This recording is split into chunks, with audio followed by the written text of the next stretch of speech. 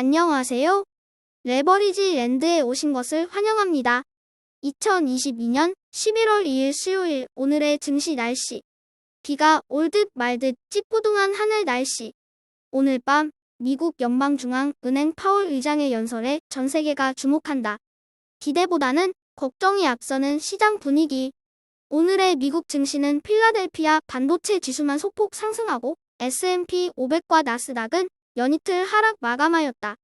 오늘 밤 예고된 FOMC 회의를 앞두고 시장은 긴축 완화에 대한 힌트를 기대하고 있는 가운데 9월 채용 공고 건수가 예상치 대비 90만 건이나 높게 나오자 강한 고용이 패드의 긴축 의지에 더 큰 자신감을 불어넣을 것이라는 우려를 불러왔다. 소문난 잔치에 먹을 것이 없다고 했던가? 중간 선거를 앞두고 정치권의 압력에 못 이겨 금리 속도 조절을 시사할 것이라는 의견과 12월에도 긴축 속도를 유지할 것이라는 의견이 팽팽하게 대립하고 있는 가운데 패드는 의외로 데이터에 의존하겠다는 한마디로 직답을 피해갈 가능성이 높아 보인다. 요즘 들어 패드의 절친 닉 티밀하우스 기자가 너무 자주 등장하는 듯하다. 지금은 패드 의원들의 발언이 금지되는 블랙아웃 기간이다 보니 패드와 가장 친한 기자의 발언이 더 크게 주목을 받으면서 본인도 아주 신이 나서 연일 언론의 모습을 드러내는 듯하다.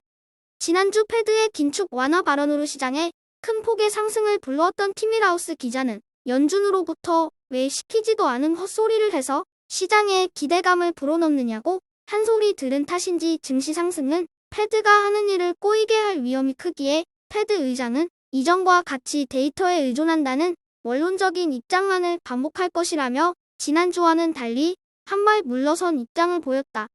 패드 의장의 발언이 매파적일 것이라는 의견이 주를 이루는 가운데 오늘도 역시 비관론이 득세를 이루었다.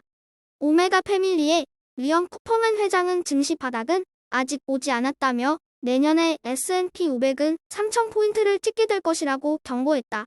또한 블랙록의 채권 CIO인 닉 라이더 역시 패드는 강경 목소리를 고수할 것이고 패드 피봇은 아직 먼 미래라며 다수의 기대와는 달리 하락장이 예상보다 길어질 것임을 시사했다. 3배수 레버리지 ETF는 FOMC 회의를 하루 앞두고 혼돈세 속에 마감하였다. 빅테크가 비교적 큰 폭으로 하락하였고 반도체와 바이오는 소폭 상승하였다. 그리고 홍콩 항생 YIN에는 중국에서 내년 3월 위드 코로나 검토 소식이 날아들면서 오랜만에 큰 폭으로 상승 마감하였다. 정통한 소식통에 따르면 중국에서는 현재 tRNA 백신 치료제를 개발 중이고 현재 3상 단계이며 내년 3월 상용화를 목표로 하고 있다고 한다. 중국은 계속해서 제로 코로나 정책을 고수해왔던 만큼 중국인들의 코로나에 대한 면역력이 매우 떨어질 수밖에 없기에 쉽사리 완화 정책을 펼쳤다가는 사망률이 급격히 늘어나고 여론이 악화될 것을 우려해 치료제가 나온 후에 위드 코로나로 전환하려는 것이 중국 정부의 계획이라는 설명이다. 사실 지속적인 제로 코로나 정책으로 인해 경기가 망가지는 것을 눈뜨고 지켜보고 있는 중국 정부의 마음도 투자자 못지않게 애가타긴 마찬가지다. 쉽사리 완화 정책을 펼쳤다가는 사망률이 급격히 늘어나고 여론이 악화될 것을 우려해 치료제가 나온 후에 위드 코로나로 전환하려는 것이 중국 정부의 계획이라는 설명이다. 사실 지속적인 제로 코로나 정책으로 인해 경기가 망가지는 것을 눈뜨고 지켜보고 있는 중국 정부의 마음도 투자자 못지않게 애가타긴 마찬가지다. 2배수 레버리지 ETF 역시 중국 테크주의 큰 폭의 상승이 눈에 들어온다. 시웹이 그동안 코로나 이슈로 인해 과매도됐던 만큼 중국의 재개방 기대감에 오늘 하루에만 10.99% 상승하며 마감하였다. 중국 주식들의 본격적인 상승은 코로나 완화와 경기 부양책이 시작되는 시점부터가 아닐까 예상해본다.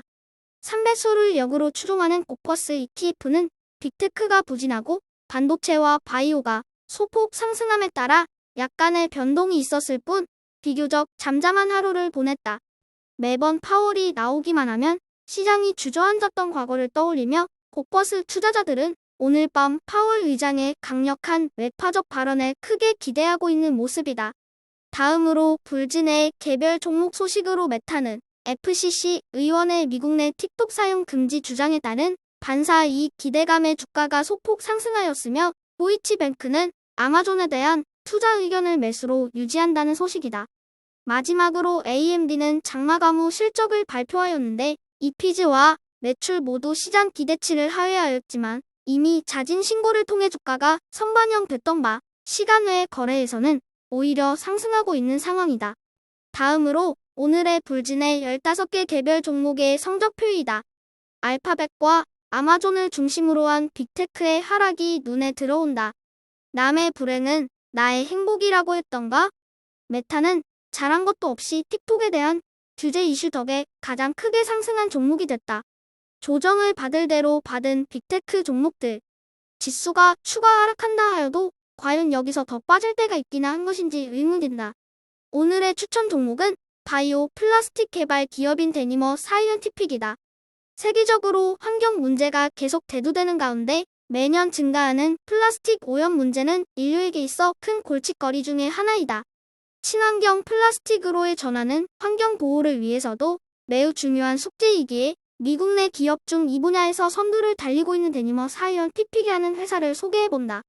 물론 아직은 적자 기업이고 갈 길이 멀기에 투자에 있어서는 신중해야 할 필요가 있으나 관심을 가지고 지켜봐야 할 기업인 것만은 분명하다. 참고로 친환경 플라스틱 개발과 관련된 국내 기업으로는 화이트 바이오 사업에 본격적으로 진출한 CJ제일제당을 뽑을 수 있겠다. 참고로 친환경 플라스틱 개발과 관련된 국내 기업으로는 화이트 바이오 사업에 본격적으로 진출한 CJ제일제당을 뽑을 수 있겠다. 시장에 온갖 악재가 만연한 가운데 물가는 잡힐 기미가 보이지 않고 전쟁은 끝날 기미가 보이지 않으며 중국은 제로 코로나 정책을 포기할 기미가 보이지 않는다.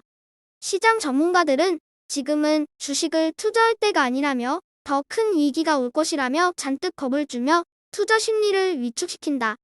물고기를 잡기 위해 꽁무니만 쫓아다녀봐야 시간 낭비일 뿐이다. 물고기가 지나가는 길목에 먼저 가서 우직하니 인내하고 기다려야 제대로 낚을 수 있는 것이다.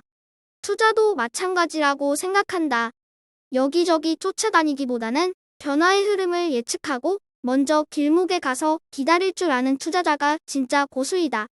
꽁꽁 얼어붙은 춥고 매서운 겨울이 영원할 것 같지만 때가 되면 눈이 녹고 꽃 피는 봄은 돌아온다.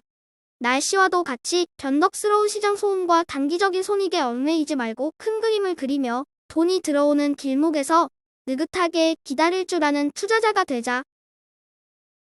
저의 주린이 일기는 내일도 계속됩니다. 영상이 도움이 되셨다면 구독, 좋아요, 알림 설정 부탁드려요. 감사합니다. 모두 부자 되세요.